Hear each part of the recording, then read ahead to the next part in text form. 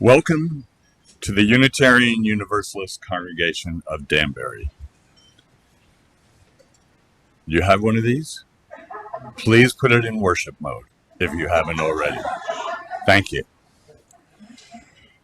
Good morning. Good morning. I'm Peter Horton. I'm this year's stewardship lead. I serve as a member at large on the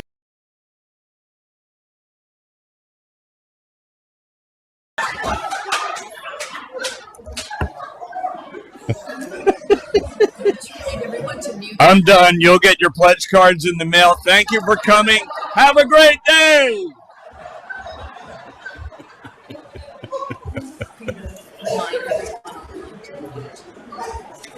Folks at home, put it on mute. Except for that last person. That was really good. And that was recorded. We'll find you. Wow. Welcome to Stewardship Sunday. The Unitarian Universalist Congregation of Danbury has been gathering together for 200 years. And as we work to build a more just world, we respectfully acknowledge our physical building is on the traditional land of the Paugussett people. I'm so glad you're able to join us this morning because you are an essential part of our celebration today. Whether today is your first or 1000th Sunday in our midst, Marie, wherever you are, we are stronger because you are with us. If you're new to our community and joining us online, we invite you to introduce yourself and where you are connecting from in the chat box if you are comfortable. At the conclusion of today's service, you have the chance to participate in a breakout group for individual connections and deeper check-ins. If you are new and here in person, please fill out a visitor card at the table near the exit before you leave today. We are one people of many beliefs, many origins, sexualities, and genders. We are all growing, all learning, and all loved. Just as you are welcome here today. Couple of announcements. How many of you think there is choir rehearsal tonight at 7:30? That's good. That means you're reading the program. It's not. That was just a little test we put in there to see, how many people actually open up the announcements. It's Wednesday night at 7:30, right, Jerry? So on to the real announcements. Team Green will be leading our service on April 24th. If you have photos and or artwork that speak to you about your relationship with this blue-green globe, please email them to Barb Myers by next Sunday, April 10th. Now, here's the catch. The more pictures she gets, the longer the choir sings. So I'm thinking that's a motivation. Maybe not, right? Okay, we'll leave it up to your interpretation. Also, do you have a couple hours that you can sling some paint, push some dirt around, or rake with a rake or shovel, or be one of the cool kids and work a power blower? UUCD needs you here at 24 Clapper Ridge Road. Contact Gary Mummert for your fun assignment. On a more serious note, for those of you who were at our service auction this past fall, you may remember we added a new element where we partnered with two nonprofits in our area, the Connecticut Workers Committee and the Danbury NAACP. For those who actually read the comment, you will have noted in the last comment that the $1,500 we raised for CWC, beautiful new chairs, beautiful new cabinet files, super gracious group. And on top of that, the Danbury NAACP is now we co-sponsored with them a job resource fair for people recently released from incarceration. This we also raised $1,500 for. The goal was to provide returning citizens with resources and opportunities to help them integrate into life in Danbury. That vision is coming true. Next Monday, April 11th at 11 o'clock, the Reentry Job and Resource Fair will be held at WestCon in the Student Center Ballroom. The fair is free and open to the public. That's us. We hope you will consider attending if you're available. This is an opportunity to build bridges that will keep building the beloved community here in Danbury. An hour of your time will educate you about the experience that affects 1 in 5 Black men over their lifetime. Folks, today we formally begin your favorite service of the year, Stewardship Sunday. That's why we're packed in here, right? It will last through the month of April. You will receive a pledge packet via U.S. Postal Service in the next few days. Do not ask me at the end of the service, can I have mine now? Because most people will lose it between the transmission hump and their seat in their car. It will be mailed to you. You'll find an inspirational letter, a generosity guide to help you determine how you can be transformational, and you'll find your pledge form. Please fill it out as soon as possible. Then on May 1st, we'll have a Stewardship Sunday celebration, not the entire service, when we'll review the progress we've made and celebrate the generosity of this congregation. And folks, I am telling you, I've been on so many calls within the region with the UUA. There is almost no congregation that per member contributes as much as this congregation. Thank you. So let me take a few minutes to review what we've done so far with this year's stewardship campaign. This year, we continued our leadership campaign. Early on in the year, we compiled a list of our most generous pledge members, the board members, and the major committee chairs. We felt it would be inspirational for the rest of the congregation to know that we are leading and pledging by example. The stunning result of that effort is that, the stunning result of that effort is that as of this week, nearly 45% of last year's pledge total is already committed for this year.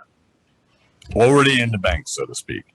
That's generosity. And it's a 6% increase from the same group as last year. That's huge. We cannot say it enough. Thank you for all those leaders who participated.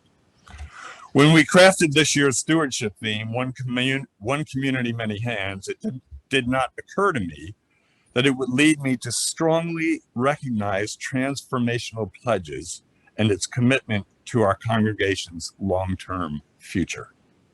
We are a rare breed of religious community that gets to celebrate a 200th anniversary. And in part, we get to participate in that celebration because there have been folks all along for 200 years who have made a transformational monetary pledge to this congregation. It's happened every year.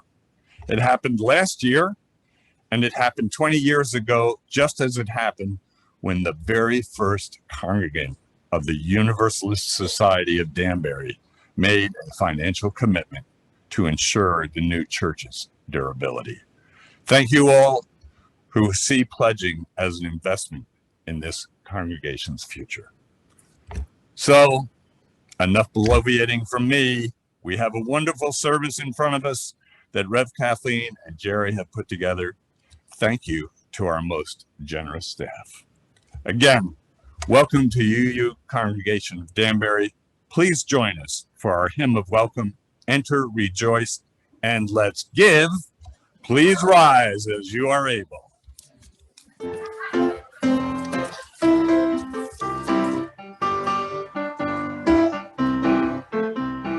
Enter, rejoice, and let's give. Enter, rejoice, and let's give.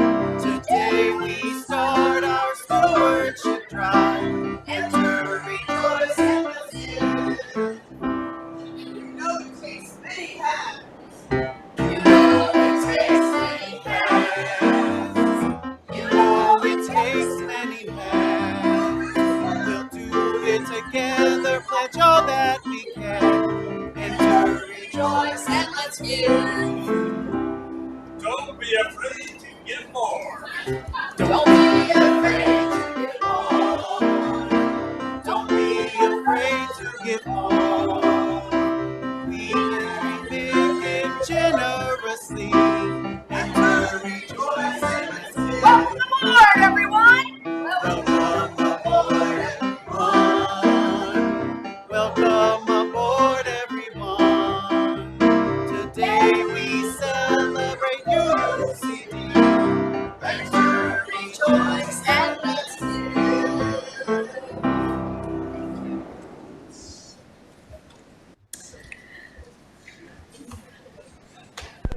Welcome aboard to a day of promise, to a place of peace and comfort, to a community of love, courage, and great abundance that will help us along the way. It is so good to be together. I invite our service associate, Nancy Hershatter, to come and light our chalice this morning as together we share our words of affirmation. Please join me. Love is the spirit of this congregation, and justice is its light. This is our covenant, to dwell together in peace, to seek and speak the truth in love, to help one another and celebrate life.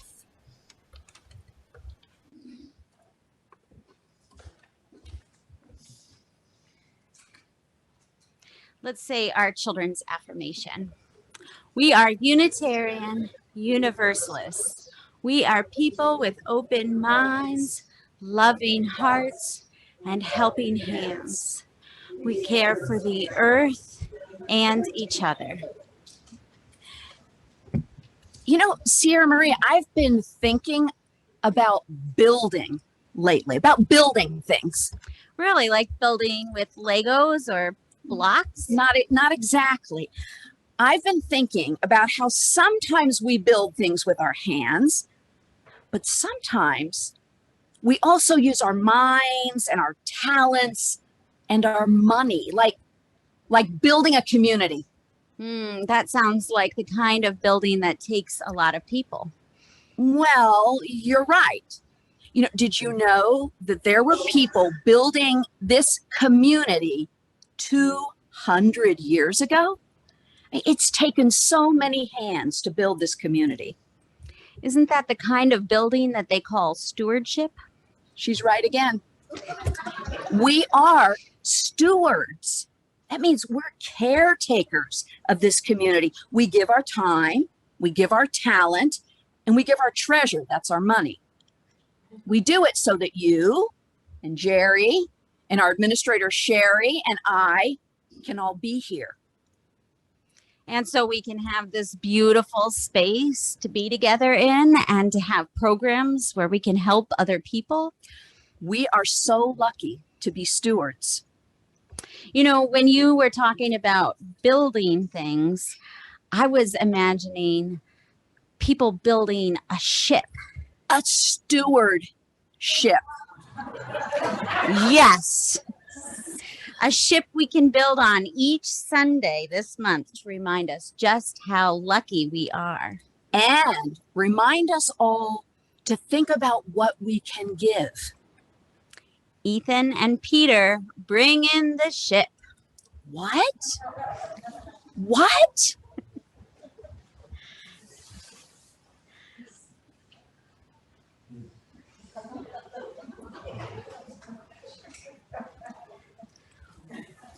Wow. How did you do that? This is a great start. And look, we can see some of the many hands that have helped to build this community. There is a hand representing each decade from 1908 to the present. Every Sunday when we gather together in April, we'll see our stewardship and be reminded of our generosity. But what about when we're not here, like all the other days of the week? Well, how about a boat for everyone? What? Gianna and Colin.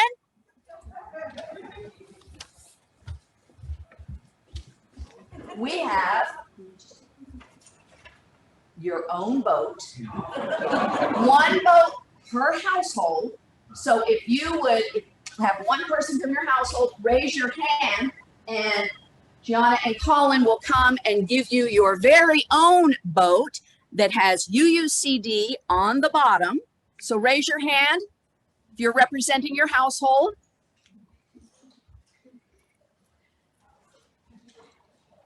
We want you to take this boat home with you and put it somewhere that you are going to see it every day. And as you see that boat, you will be reminded of this amazing community. And those of you online today, we did not forget about you. You get a boat too. All we need you to do is type in the chat box that you would like a boat for your household, and we will make sure that you receive it. Today really is a celebration. Today is a celebration for all of us. Thank you to those who are helping with the service today and introducing our stewardship. And thank you to the many hands that will help us build our stewardship for the coming year. Let's sing together This Little Light of Mine. And when the kids are done passing out the ships, we will head downstairs together.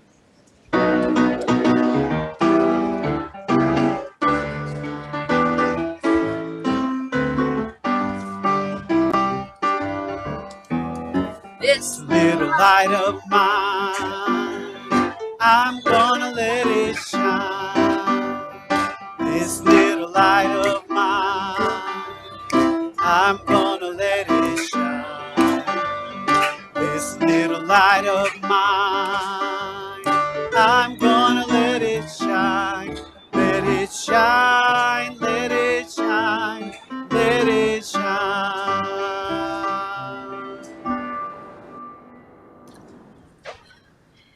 It is so good to laugh together. It is so good to celebrate together. And it's also good to come to the point in our service where we breathe deeply. Together, let's just breathe deeply. Because among the laughter and the celebration, we know there is so much more to our lives. There was so much more that has gone on this week for each of us, for those of you online, for those of us here. We know there is much that is going on in the world, things that we cannot find laughter for, things that we do not celebrate. And we need a place to bring those burdens, to share in a community of comfort and compassion. We enter into our time of shared milestones. The milestones in your life, those great joys, those burdensome sorrows. At home or online, I invite you to type your milestone, should you have one to share today, in the chat box.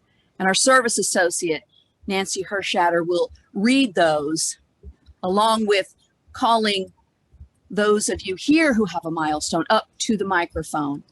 I'd have together in silent reflection. I will strike the singing bowl.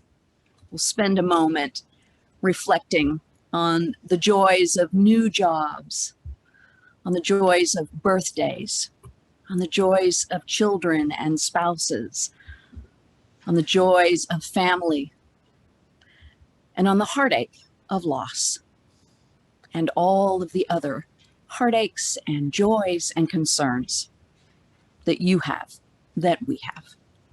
Join me in silent reflection.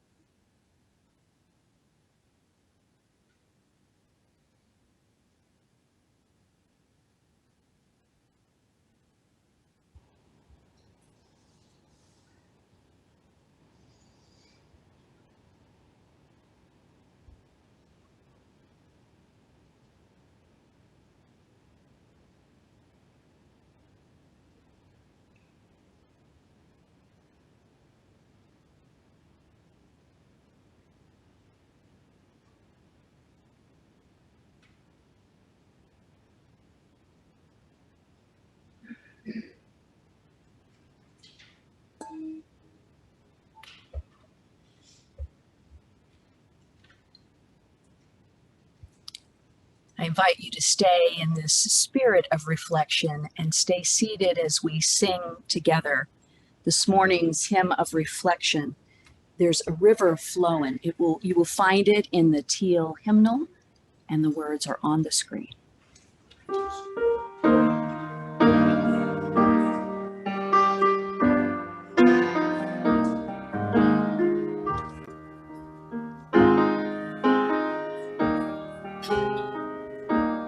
There is a river flowing in my soul. There is a river flowing in my soul, and it's telling me that I'm somebody. There is a river flowing in my soul. There is a river flowing in my heart. There is a river flowing in my heart, and it's telling me that I'm somebody. There is a river flowing in my heart. There is a river flowing in my mind. There is a river flowing in my mind, and it's telling me that I'm somebody. There is a river flowing. There is a river flowing. There is a river flowing in my mind.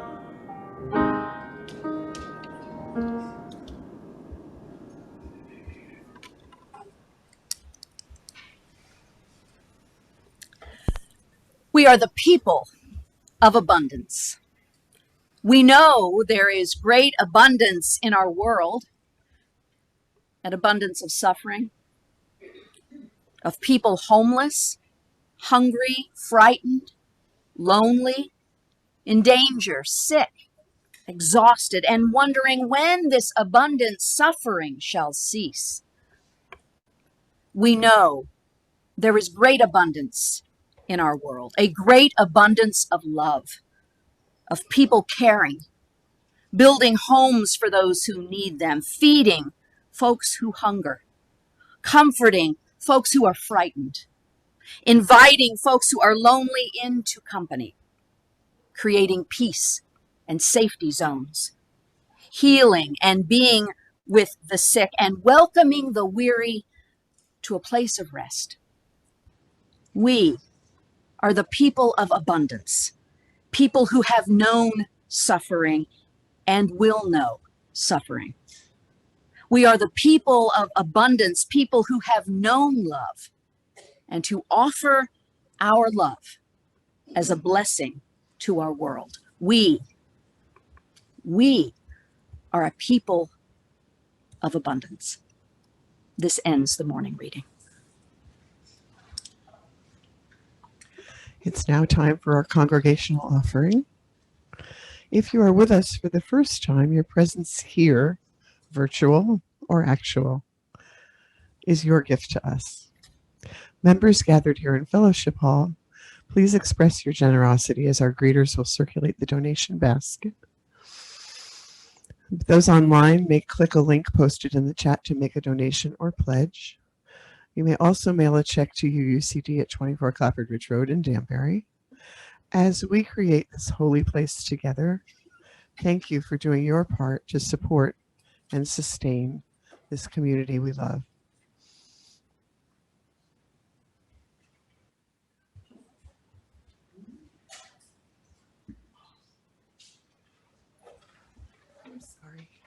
So please join me in our congregational response. In the spirit of compassion and service, we dedicate these, our offerings. I got plenty and then some. What do I do? plenty and then some. What do I do? I got plenty and then some. What do I do now? I go out and help somebody. Get plenty and then some too. Got a roof over my head. What do I do? A roof over my head. What do I do? Got a roof over my head. What do I do now? Go out and help somebody. Get a roof over their head too. Got supper on the table. What do I do? Got supper on the table. What do I do? Got supper on the table. What do I do now? I go out and help somebody. Get supper on the table too. 'Cause I've got it to give. I've got it to give. I've got it to give. I've got it to give. When you've got enough to give away, that's the only way to live. I got plenty and then some. What do I do? Got plenty and then some. What do I do? Got plenty and then some. What do I do now? Go out and help somebody. I go out and help somebody. I go out and help somebody. Get plenty and then some too. Can I get an amen? Thank you, Jerry. Two men, you probably heard this story, were on their boat and both fell overboard, and they wound up marooned on an island. And one of the two men just kept pacing back and forth, worried and scared, and the other man literally just sat back, sunning himself, not a care in the world. And the first man said to the second, "Aren't you afraid? Aren't you afraid that we're about to die, never to be found?" "Nope," said the second man. "Look, I make 10 grand a week. I give generously to my church every year. It's Stewardship Month right now. They will find me."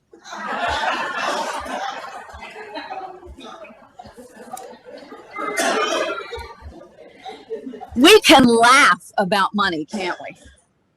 But we don't like talking about money, do we? We don't like talking about money in our religious community. It's something we feel like we really shouldn't talk about out loud. It's private. And the topic is often too shrouded in shame and secrecy. But I want to tell you that talking about money can be a deeply spiritual conversation. How we think about money can be deeply illuminating and deeply spiritual.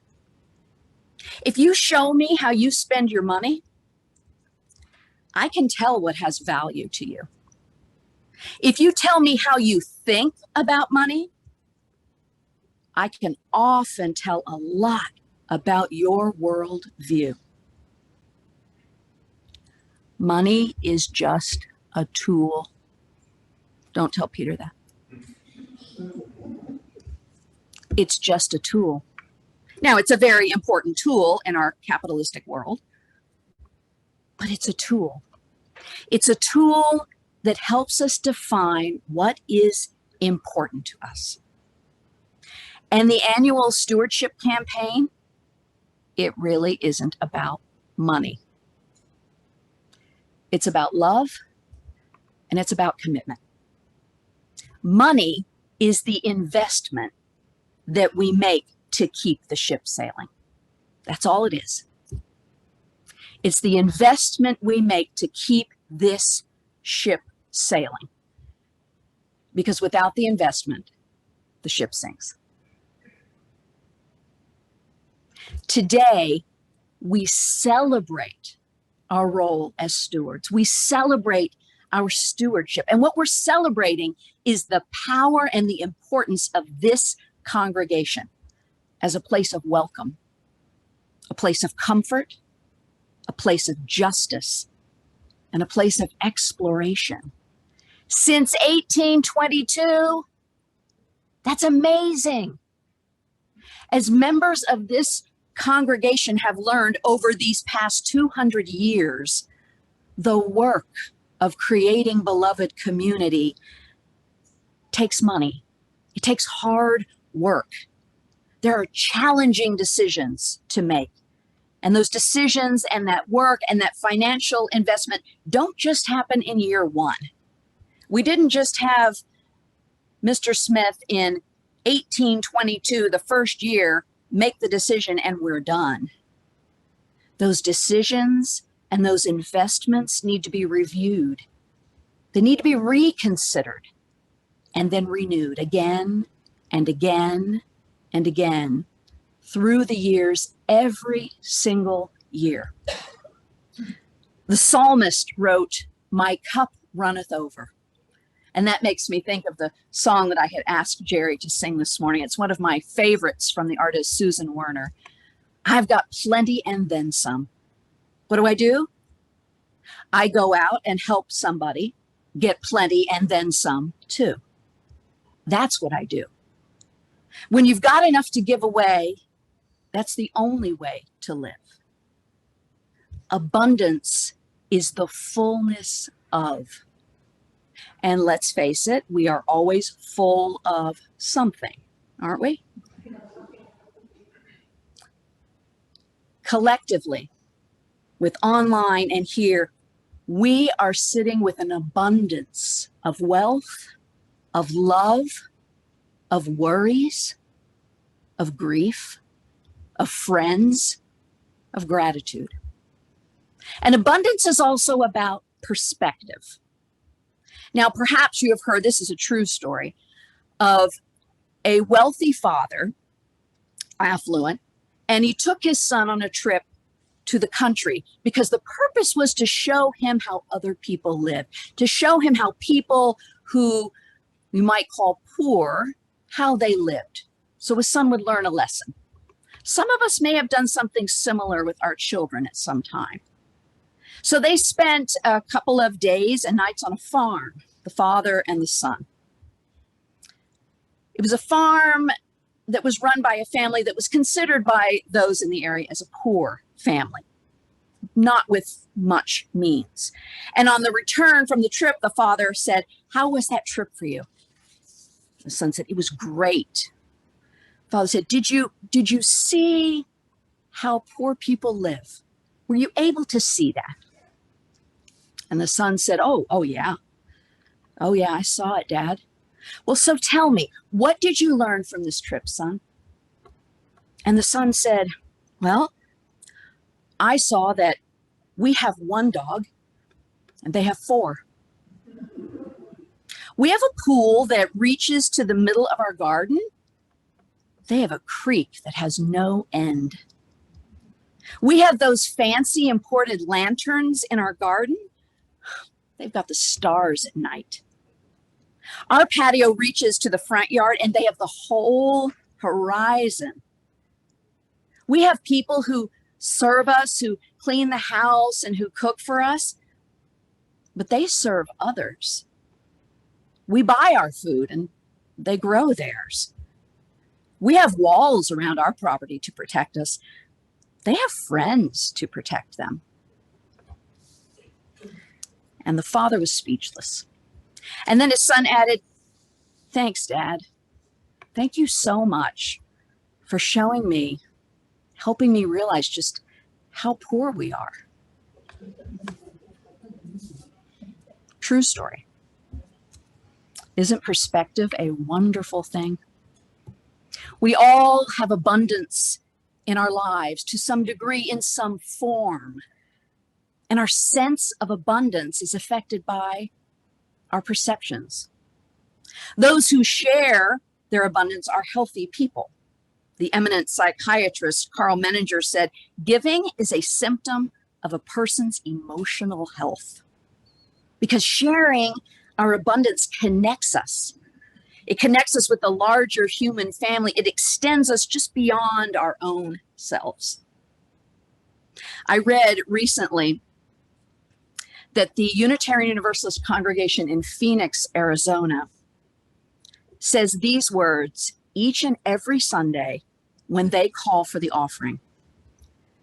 With gratitude for the abundance in our own lives, we give for the life and the mission of this congregation. I think that's a pretty powerful statement. They recognize and claim the abundance, and then they commit to the life and mission of the congregation. That's what I was taught as a child, growing up in the Southern Baptist churches of Tulsa, Oklahoma. I learned very early on, I think I was about 8 when it really sunk in, that my parents did what they called tithing. The Southern Baptist, it was called tithing, and they gave 10% of their abundance. And as children, we had to too. I remember getting my little pitiful offering, and right off the top, 10%. I hated it. I really did. I told people, yeah, it was less bubble gum that I could buy. And that was important to me at 8.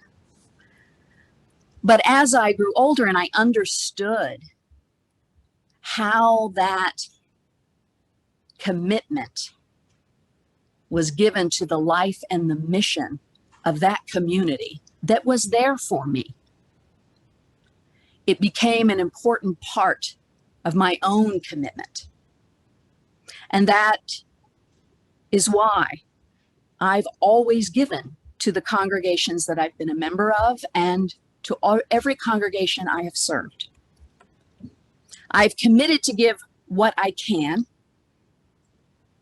and I've always strived to give just a little bit more as I'm able, because it was a valuable lesson I learned about generosity, about value, about community. I know there are lots of organizations that ask for financial support, that need financial support. I know. I give to some of those too. But I give most where I feel closely connected. I give where I know I am actually a part of the community. I'm not just a name on a mailing list. And I go where I think there is the most need. My support is needed here.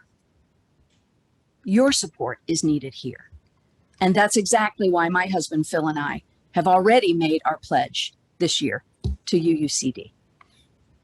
You know, one of the Baptist ministers in San Diego, when I served the UU congregation there, I will never forget. One of the Baptist ministers said, you know, I don't agree with a lot of what you say and what you do. Surprise. But I'm really appreciative that you're always supporting causes that no other church in town will touch. And you're always welcoming folks no one else wants around. True story. We build beloved community on a foundation of love. We sail our stewardship on a sea of love.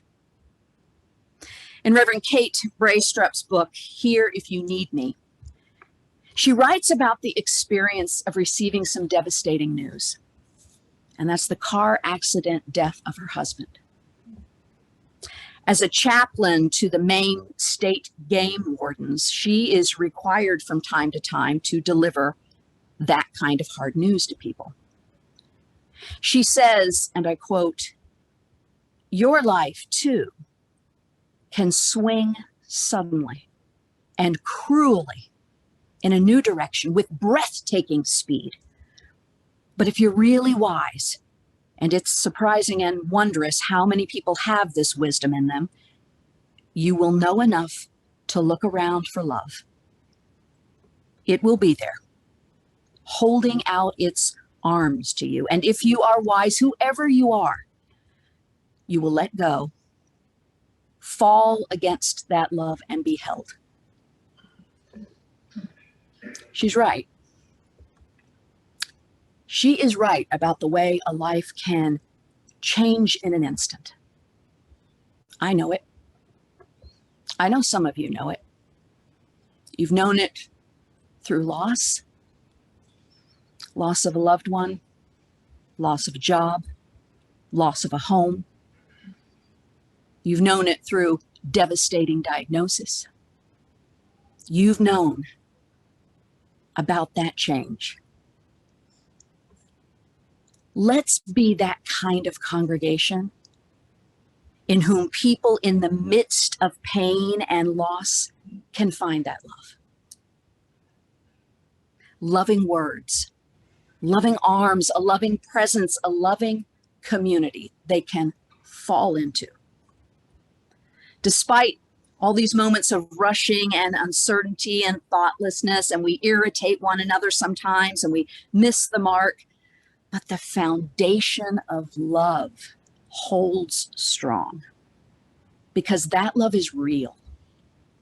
That's the love that makes all the difference. You know, I agree with my colleague, Josh Pollock. He's in East Manchester, Connecticut.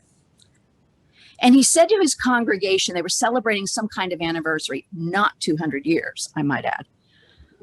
But he said, you know what, 10, 20, 50 years from now, and I could say 200 years from now, people will not look back and say, well, did they achieve their financial goals? They're not even going to ask if we had a balanced budget. But what we want them to know without even asking is that this congregation valued each and every person. This congregation made room for everyone who was seeking spiritual nourishment, that it inspired and empowered people, that it taught people, that it listened to people, that it connected people, that it fought for justice while it fed the hungry, that it proudly flew a rainbow flag, that it cared for the earth and it cared for future generations. And it didn't do it for accolades, didn't do it for special recognition or awards. It did those things simply and humbly for the sake of saving lives. I know that sounds dramatic, but I know it to be true. Not only saving them, fortifying them for the continuous work of building the beloved community here and everywhere. When you make a generous financial pledge to this congregation, you are making a gift that helps save lives because it helps liberate people. It helps build the beloved community. And I firmly believe that that is our purpose. That is what we are here to do at 24 Clapboard Ridge Road in Danbury. In this 200th year, may each of us find the love that we need right here. May we offer love to those who need it. Building through our generosity year after year, a congregation that is worthy of passing on to those who come after us, that is worthy of passing on to those children who helped with the service this morning, that's worthy of passing on to their children and their children. As Albert Camus said, real generosity toward the future lies in giving all to the present. What is abundant in your own life right now? Think for a minute. What is abundant in your life? Because now is your opportunity to share that abundance. Now is the time to think about what it is that you value.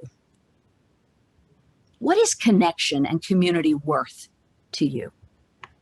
Think about your hopes and your dreams for the Unitarian Universalist congregation of Danbury. I know we can live abundantly, even in this uncertain time, as we've come mostly out of a pandemic. But as we face so many other challenges, I know we can live abundantly. I know we can commit to generosity. I have no doubt. Let the prophetic voice of this beloved community ring out in Danbury and beyond for years to come. Let's commit to being a community of renewed commitment to generosity. I want to thank you. I want to thank you for all of the generosity that you have shown, all of the abundance that you have shared in all the moments leading up to this one. And I want to thank you for the commitment that you will make for the future of this congregation. Welcome aboard, my friends. Welcome aboard the UUCD Stewardship. I promise you, we are in this together. May it be so.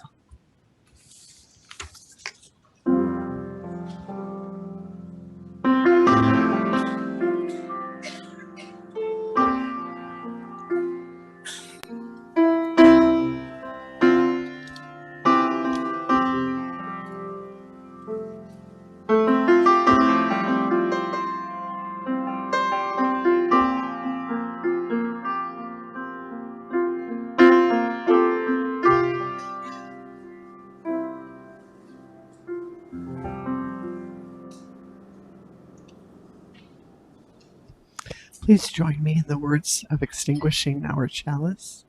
We extinguish this flame, but not the light of truth, the warmth of community, or the fire of commitment. These we carry in our hearts and out into the world until we are together again. Let's rise in body or spirit as we sing together our hymn of celebration. You'll find it in the teal hymnal. It's Blue Boat Home. I know we often sing this when we're thinking about Mother Earth and we're thinking about our care for the earth. Think of that, but also just think of these words about sailing together, all of us together. Blue Boat Home.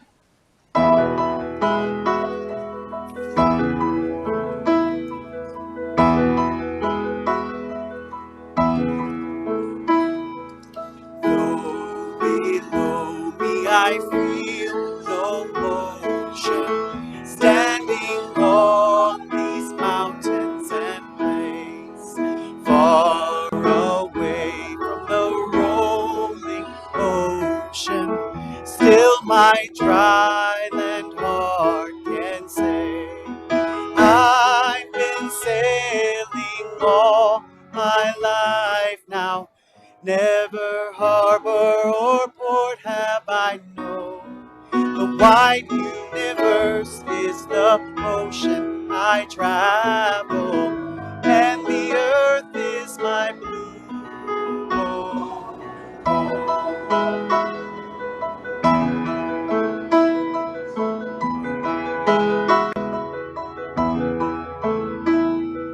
Sun, my sail, and moon, my rudder, as I ply the starry sea, leaning over the edge in wonder, casting questions into the deep, drifting human ships, companions, all kindred pilgrim souls, making our way by the light of the heavens in our beautiful blue home.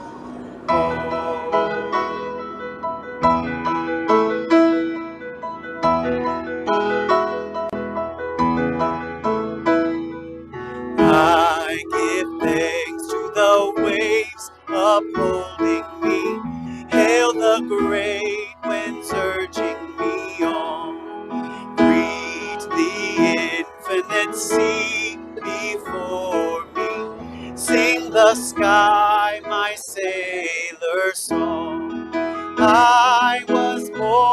upon the fathoms. Never harbor or port have I known. The wide universe is the ocean I travel, and the earth is my blue home.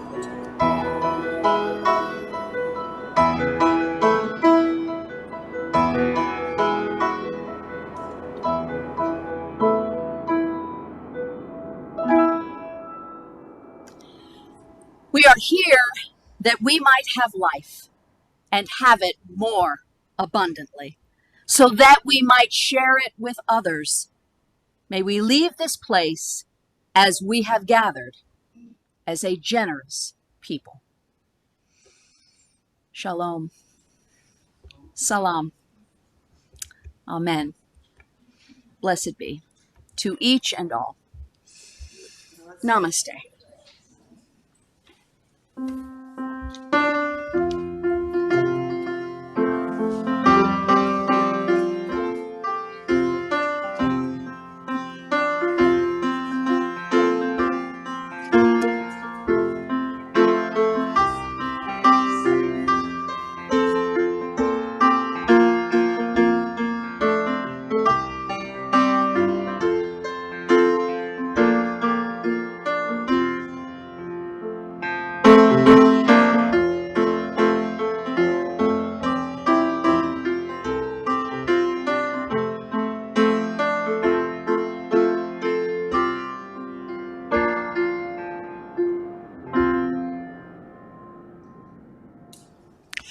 We will now move into our post-service breakout groups.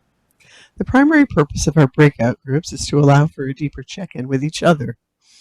If there's someone in your breakout room whom you don't know, please use this opportunity to get to know each other better. Obviously, I'm speaking to the Zoomers here. There will be a slide posted in case you'd like to have a prompt to stimulate your conversation, check in with one another, and enjoy the magic of ending up in a group with 4, 5, or 6 people you might not have had the chance to talk with until this morning. Watch for the pop-up box on your screen inviting you to join a breakout room. The breakout rooms will close in 15 minutes, and this will conclude our service for this morning. But for those of us here in Fellowship Hall, please do stay. Spend some time reconnecting with friends and making new connections with friends you have not yet had the pleasure to meet. Go in peace. And today we have coffee, and we thank the gracious hospitality and generosity of our volunteer, Inga Hill, for coming early and preparing coffee for us. So can we just Thank you, Inga.